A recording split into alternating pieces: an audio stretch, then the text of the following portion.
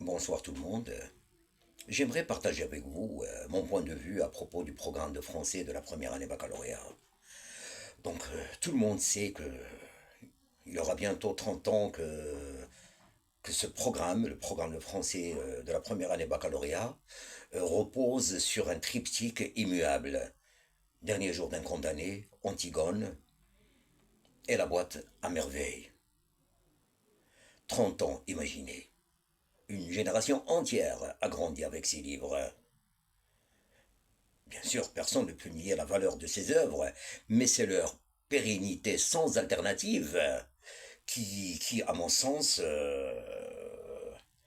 relève d'une absurdité pédagogique. Interrogez un élève sur un auteur marocain. Il vous répondra invariablement Ahmed Sfriwi, comme si après cet auteur, personne n'a écrit. Et pourtant, notre littérature n'a jamais été aussi vivante, aussi riche, aussi audacieuse. C'est une littérature qui touche à tout, à l'intime, à la religion, au social, à l'intelligence artificielle, à la tradition, à la modernité, à l'ici, à l'ailleurs.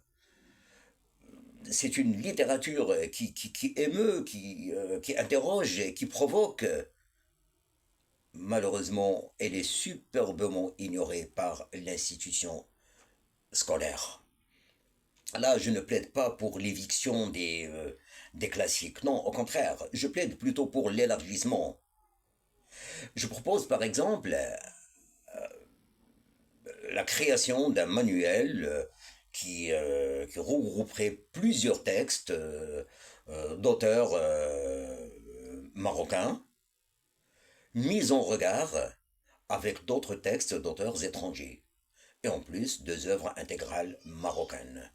Là, il ne s'agit pas de moderniser, mais de donner à la littérature nationale toute la place qu'elle mérite. Parce que nous avons besoin d'une pédagogie de la comparaison, une pédagogie du dialogue qui permette à l'élève de tisser des liens entre sa culture et la culture de l'autre, de saisir l'universel à travers le particulier, le local. Voilà ce qu'on cherche. Il m'est arrivé de poser des questions à des élèves de la première année baccalauréat à l'occasion du salon du livre pour leur demander s'ils ont envie d'y aller, de visiter le salon. Certains ne sont pas au courant de la tenue du salon, d'autres n'ont ni l'envie ni l'intérêt, et il y en a d'autres qui répondent oui, il y a des choses intéressantes, comme quoi par exemple, voilà, donc on y vend des romans, voilà, c'est tout. Alors ce qu'on veut, c'est mettre à la disposition. J'ouvre d'abord une parenthèse. Pourquoi? Parce qu'il y a là une hypocrisie confondante. On, on se plaint de ce que personne ne lit. On déplore le désamour et l'inquiétude pour la lecture. Mais on verrouille tous les canaux qui permettent à la jeunesse ou aux élèves d'accéder aux livres. Voilà.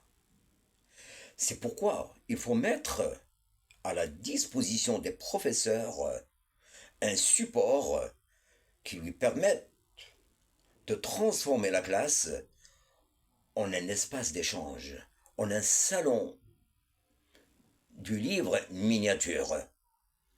Voilà ce qu'on cherche. Comme ça, l'élève, voilà, il pourrait par exemple formuler sa réponse comme suit. Oui, je voudrais aller au salon pour, euh,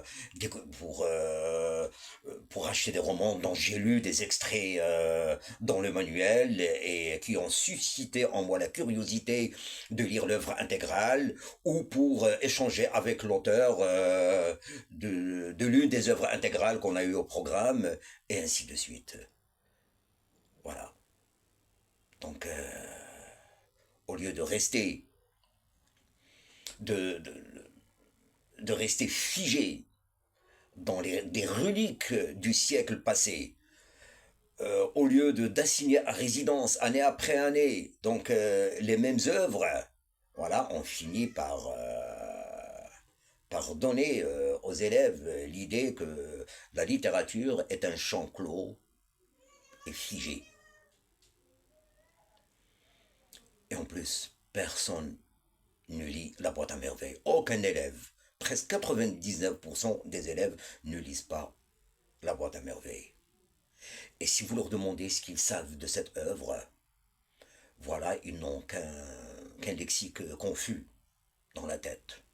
Voilà. Zanqat Hajjama, Ardallah l'épicier, le bain mort, la dispute le patio, Sidi Bourghaleb, le chat qui a griffé Sidi Mohamed, et ainsi de suite. C'est malheureux. Merci.